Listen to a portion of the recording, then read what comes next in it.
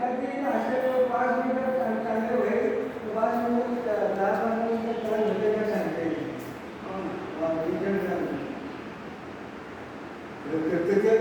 राम राम हरे हरे, हरे कृष्ण कृष्ण कृष्ण हरे हरे, हरे राम राम राम हरे हरे, हरे हरे कृष्ण कृष्ण कृष्ण हरे हरे, हरे राम राम हरे हरे, हरे हरे कृष्ण कृष्ण कृष्ण हरे हरे. मोती मोरया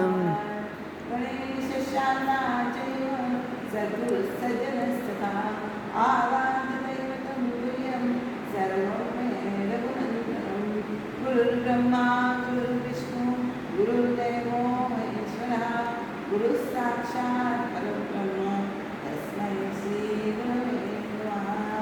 शुभासांख्ये पूर्णवैराग्याचे वसिष्ठा परिज्ञान योगेश्वराचे, कवी वाल्मिका सारिकामान्यचा नमस्कार माझा सद्गुरु रामदासा.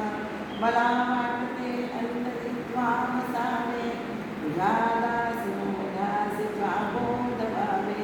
अपत्यापरी पावनी प्रेमग्रासा, महाराज या सद्गुरु रामदासा. जय जय रघुवीर समर्थ, राजाधिराज रामचंद्र महाराज की जय. सद्गुरु श्री समर्थ रामदास स्वामी महाराज की जय. सद्गुरु श्री ब्रह्मचैतन्य स्वामी महाराज की जय. जय जय रघुवीर समर्थ. श्री रामांच्या चरणी, श्री समर्थांच्या चरणी, श्री महाराजांच्या चरणी आणि आपणा सर्व श्रोत्यास वंदन करून आज आपण पुढील समासास प्रारंभ करणार आहोत. दशक दुसरा या समासातील हा शेवटचा समास आपण बघणार आहोत. तो आहे परत मूर्ख लक्षणांचा. दशक दुसऱ्यातील पहिला समास आहे हा मूर्ख लक्षणांचा. त्या मूर्खांनी कोणती लक्षणं त्यागावी यासाठी आपल्याला समर्थांमध्ये सद्विद्येची लक्षणं सांगितली आहे. त्या ही लक्षणे असली म्हटल्यावर मूर्खसुद्धा चतुर होतो असं आपल्याला समर्थांनी या सद्विद्या लक्षण समासामध्ये सांगितले आहे. दशकाच्या पहिल्या समासात जगात मूर्खांचे दोन प्रकार आहेत असं समर्थांनी आपल्याला सांगितले आहे. एक मूर्ख आणि दुसरा ओढतलो. मूर्ख यापैकी मूर्ख लक्षण ही पहिल्या समासात सांगितले आहे. ज्याला आत्मज्ञान नाही आहे, जो अगदी अज्ञानी आहे आणि म्हणूनच प्रपंचामध्ये संपूर्णपणे गुंतलेला असतो, तो मूर्ख होय.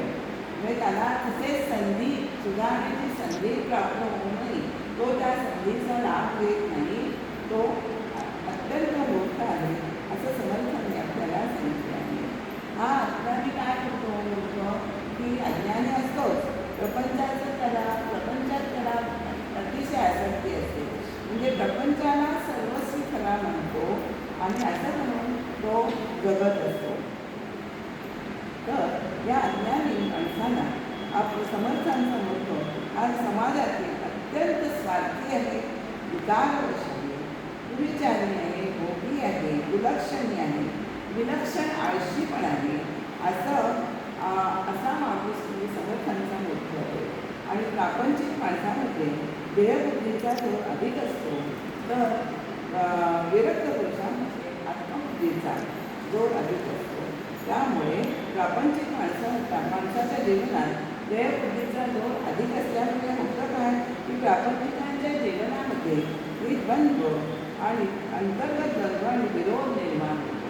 आणि त्यामुळे असा माणूस सत्कर्म कोणतं आहे माहिती असून सुद्धा तो दुष्कर्म करतो किंवा वंद्य काय आहे माहिती असून सुद्धा निंद्य स्वीकारतो. आणि सद्गुणांची जाणीव असून सुद्धा दुर्गुण हा अंगीकारत असतो. त्यामुळे सदाचाराची किंमत ठाऊक असून सुद्धा तो भ्रष्टाचार करतो. आणि अशी उत्तम लक्षणे जाणून बुजून सुद्धा सोडून देतो. तीन लक्षणांचा अवलंब करतो, लक्षणाला तारा देतो. अशा माणसाला समर्थांनी परत मूर्ख म्हटलेले आहे. आपल्याला मागे आपण बोललं झालं की समर्थांनी अज्ञान निरसन करण्यासाठी अनेक ग्रंथसंपदा निर्माण केली आहे. त्या ग्रंथसंपदांपैकी प्रस्तावली आपण बघितलेली आहे. मनाचे श्लोक, दासबोध आणि आत्माराम ग्रंथ. हे मनाचे श्लोक, आत्माराम ग्रंथ, या आत्माराम ग्रंथावर माझ्यामध्ये रचना झाली आहे. त्या आत्मा आपण समर्थांना वंदन करू आणि मग परत मूर्खांच्या दर्शनाकडे आपण वळणार आहोत.